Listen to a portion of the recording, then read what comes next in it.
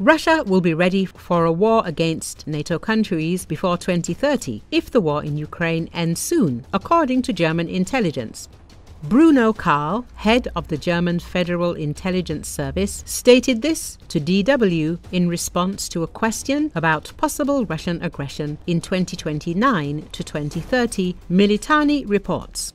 This time frame is based on very reliable data, but it also depends on specific developments. So if the military conflict in Ukraine calms down earlier, then, of course, all the resources, both material and technical, including weapons and human resources, conscription, will be able to pose a threat to Europe much earlier. And then it may happen that the threat, the blackmail from Russia, may happen even earlier than we expected, Kahl stated.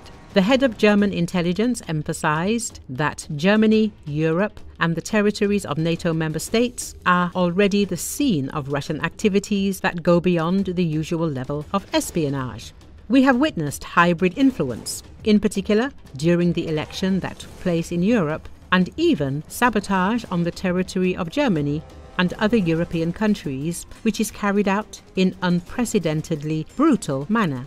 We have to be prepared for this threat to persist, regardless of how the war in Ukraine develops, he says. According to Kahl, Russia has considerations to test how reliable the 5th article of the NATO Charter on Collective Defense is. He notes that this has recently been discussed even outside the intelligence services, for example, in the media in Russia.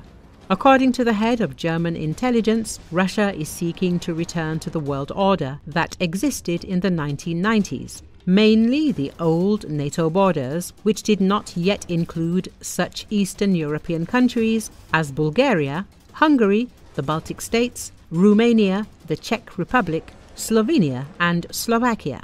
Russia wants to expand its influence in these states. For the Russian authorities, the revision of borders would be desirable without the Americans in Europe.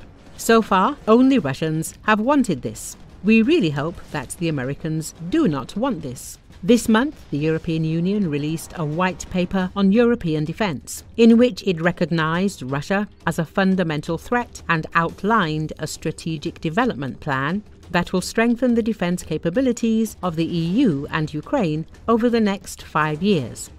The European Commission presented the Strategic Defence Plan along with details of the Rearm Europe/Readiness 2030 economic project, which provides financial leverage to increase investment in defence capabilities for EU countries, while the Rearm Europe/Readiness 2030 project strengthens pan-European defence capabilities through new financial means. The White Paper defines a new approach to defence and investment needs.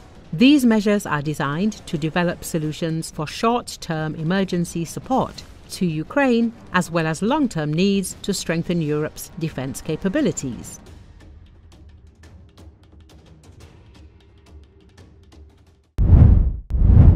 Iran held its annual Quds Day rally on Friday, amid tensions with Israel and the United States over its nuclear program. According to Associated Press in Tehran, protesters waved Palestinian and Hezbollah flags and chanted "Death to Israel" and "Death to America." They also held pictures of slain Hezbollah and Hamas leaders. Iran is the primary supporter of anti-Israeli militant groups in the region. U.S. President Donald Trump has sought to launch talks on Tehran's rapidly advancing nuclear program. In addition to sanctions, Trump also has suggested that military action against Iran remained a possibility, while emphasizing he still believed a new deal could be reached.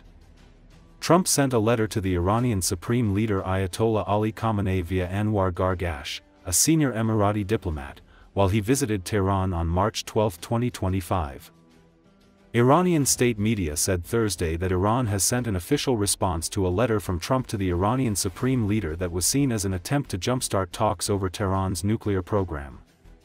The Iranian response was appropriately sent through Oman. On Wednesday, state-run IRNA news agency quoted Foreign Minister Abbas Araghchi as saying, "No details have been released of the Iranian response nor the contents of Trump's letter to 85-year-old Khamenei, which came as the Trump administration levied new sanctions on Iran as part of its maximum pressure campaign."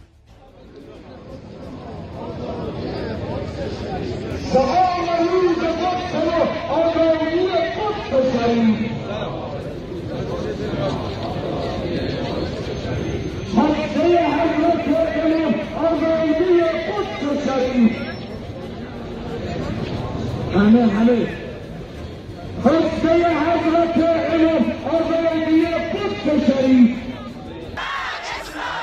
مرگ بر آمریکا،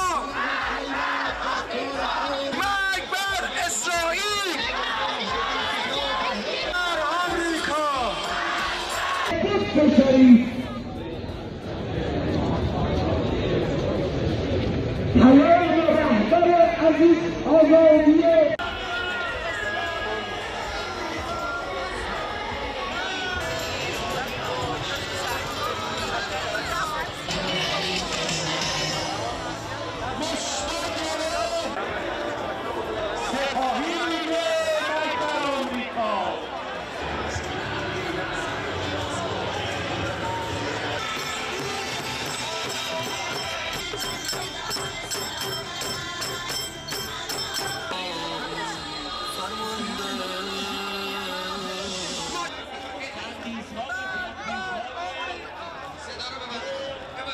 باشون.